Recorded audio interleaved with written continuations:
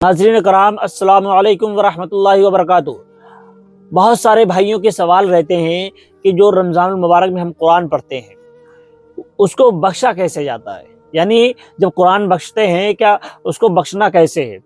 और बहुत सारे लोग ये भी सवाल करते हैं क्या बख्शना ज़रूरी है, कि अगर कुरान को बख्शा ना जाए तो क्या उसका सवाब नहीं मिलता है। और बहुत सारे लोग ये भी सवाल करते हैं कि कुरान को अगर पूरा नहीं पढ़ पाए हैं या कुरान के कुछ पारे छूट गए हैं तो क्या उसको बख्शवा सकते हैं या नहीं बख्शवा सकते हैं, और बख्शवाने का सही तरीका क्या है, यानी अगर कुरान पाक को बख्शना चाहें तो वो कौन सा तरीका है, सही तरीका है जिससे कुरान पाक को बख्शा जाए। तो दोस्तों, आज इन तमाम सवालों के जवाबात इस वीडियो में हम आपको देंगे। आप वीडियो को पूरा देखिएगा, स्किप मत कीजिएगा। दोस्तों, सबसे पहली बात, अगर हम जैसे हमने जो कुरान को पढ़ा, जो लोग सवाल करते हैं कि कुरान को बख्शना ज़रूरी है क्या, तो मेरे भाई, कुरान जब हम पढ़ते हैं तो आपने सुना होगा कि हमारे कांधों पर दो फरिश्ते रहते हैं, किरामन कातिबीन, यानी वो हमारे अच्छाई और बुराई का आमाल लिखने के लिए बैठे हुए हैं। अगर हम कोई नेकी करते हैं वो तुरंत लिख लेते हैं, अगर हम कोई बुराई करते हैं तो दूसरा फरिश्ता तुरंत लिख लेता है। हम जिस तरह से नेकी करने के बाद फरिश्ता तुरंत लिख रहा है, वैसे ही अगर हम कुछ नेकी कर रहे हैं वो भी फरिश्ता लिख रहा है। और जब रोज़े क़यामत में अल्लाह ताला के सामने हम पेश होंगे तो हमारे नामाए अमाल पूरे एक फर्रे की शक्ल में, एक तहरीर की शक्ल में वहाँ पर पेश कर दिए जाएंगे कि अल्लाह, इनके ये इतने गुनाह हैं, इनकी ये इतनी नेकियां हैं। तो अब जो लोग सोचते हैं कि ये बख्शवाना ज़रूरी, तो ऐसा नहीं है। अगर आप नहीं भी बख्शवाते हैं तब भी उसका सवाब आपको मिल गया। आपने उस चीज़ को पढ़ा, उस पारे को पढ़ा, उस कुरान को पढ़ा, उसका सवाब मिल गया। बख्शवाना कोई ज़रूरी नहीं है। अब रही दूसरे सवाल की बात, जो लोग ये सवाल करते हैं क्या कुरान को पूरा पढ़ना ही ज़रूरी है, अगर थोड़ा कुरान है तो क्या नहीं बख्शवा सकते हैं। लेकिन मेरे भाइयों, अगर आप जो लोग ये सोचते हैं कि पूरा कुरान ही बख्शवाना, ऐसा भी नहीं है। अगर आपके 10 पारे हुए, 15 पारे हुए हैं, ये 20 पारे पढ़ पाए, आपने जितना पढ़ा है उतना आपको सवाब मिल गया है। और तीसरे सवाल की बात कि बख्शा किस तरह से जाता है। दोस्तों, बख्शने के कई तरीके हैं। वही सबसे नॉर्मल चीज़, अगर आपने कुछ पढ़ा है, फॉर एग्जाम्पल आपने एक पारा पढ़ा हुआ है, अब उसके बाद में आप अल्लाह से दुआ कर दें कि अल्लाह, मैंने ये पढ़ा हुआ है, किसी शख्स को आपने, किसी शख्स के नाम पर आपने पढ़ना है, अगर वो चीज़ अल्लाह की बारगाह में हाथ उठाया, या अल्लाह, मैंने ये पारा पढ़ा हुआ है, ये कुरान पढ़ी हुई है, इसको फलां शख्स को भी इसका सवाब अता फरमा। जब हम ये दुआ करेंगे ना, तो आप ये पहली बात तो ये बात ज़हनशीन कर लें कि जब हम ये चीज़ सोचते हैं कि हमने अगर किसी को कुरान दे दी, यानी उसका सवाब किसी को दिया, तो ऐसा नहीं कि उसका सवाब हमें नहीं मिला, उसका सवाब आपको भी उतना ही मिला जितना उसके पास मिला। इसकी मिसाल आप यूँ समझ लीजिए कि अगर हमारे फ़ोन में कुछ फ़ोटोज़ वगैरह हैं, यानी कोई भी फ़ाइल वगैरह है या कोई वीडियोज़ वगैरह हैं, अगर हमने उसको किसी को शेयर किया, तो इसका मतलब ये नहीं होता कि हमारे पास से वो चीज़ चली गई। वो वीडियो जैसी थी वैसी हमारे पास भी है। अब हमने जिसको भेजी है उसके पास भी वैसी की वैसी पहुँच गई। उसमें कुछ कमी बेशी नहीं हुई।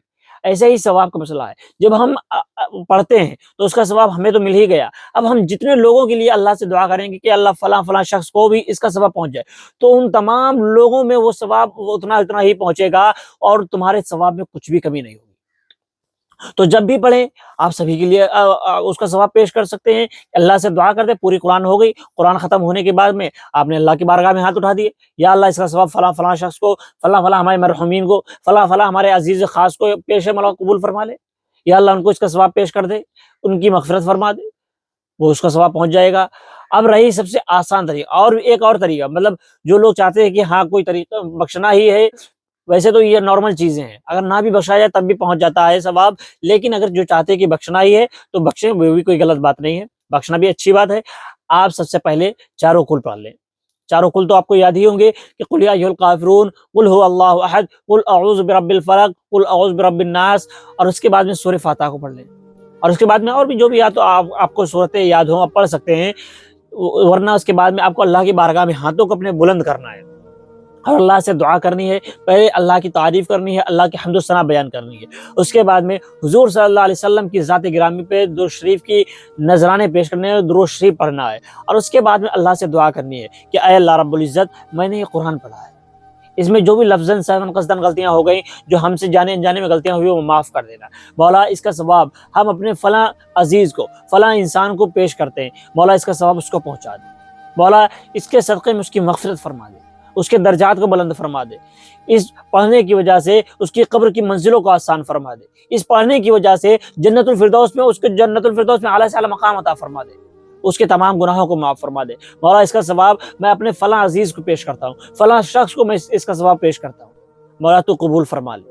اس طرح سے آپ نے دعا کرنی، باقی آپ جیسے نمازوں میں اپنی نارملی دعا کرتے وہ چیز کر لیجیے اور آپ کا قرآن بخش جائے گا۔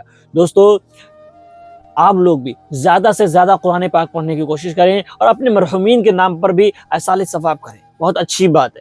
ہمیں چاہیے کہ ہم تمام لوگوں کے لیے پڑھیں، آپ جتنے لوگوں کے لیے پڑھیں گے اس کا ثواب ان تمام لوگوں کو پہنچے گا اور آپ کے ثواب میں 1% بھی کمی نہیں کی جائے گی، کیونکہ بھائی سوچنے کی بات ہے، جب ہم پڑھتے ہیں دینے والی ذات اللہ کی، اللہ دے رہا ہے، ہم نے کہا اللہ ان کو سب کو ثواب پہنچ جائے، تو آپ بھی جانتے ہوں گے اللہ کسی کے ثواب میں کمی نہیں کرتا ہے، اللہ ناانصافی نہیں کرتا، اللہ سب کو برابر تقسیم کر دیتا ہے۔ آپ نے جتنا پڑھا اس کا ثواب سب کو پہنچ گیا، تو ہمیں چاہیے کہ ہم تمام لوگوں کے لیے ایسا ثواب کرتے رہیں، جب بھی پڑھیں اپنے مرحومین کے نام پر ان کو اس کا ثواب پہنچاتے رہیں، کیونکہ بھائی جب اگر آپ پڑھنا سیکھے ہیں، قرآن پاک کے آپ حافظ ہیں یا آپ نارملی قرآن پڑھنا بھی سیکھے ہیں، تو آپ کی جو مرحومین ہیں جو آپ سے گزر چکے ہیں ان لوگوں کو آپ سے امیدیں رہتی ہیں کہ میرا فلاں شخص ہے، میرا بھتیجا ہے، میرا بھائی ہے، میرا بیٹا ہے، میری ماں ہے، میری والدہ ہے، میری بہن ہے، میری پھوپھی ہے، وہ ہم کو پڑھ کر بھیجیں گی۔